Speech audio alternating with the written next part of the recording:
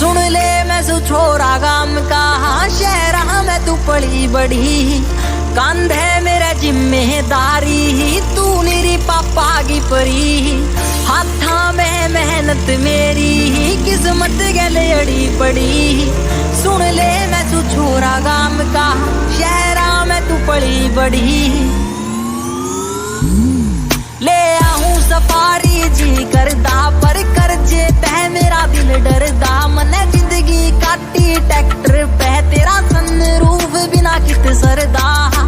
आती ना लेट खेत में, दिखे मन फसल खड़ी। सुन ले मैं सु छोरा गाम का, शहरा में तू पड़ी बड़ी,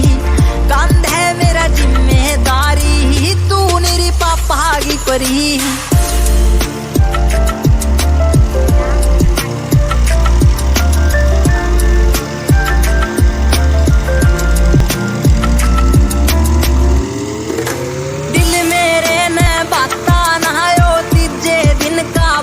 तेरा सच करने मन सुपने, बापू के बापू से बड़ा तंग मेरा,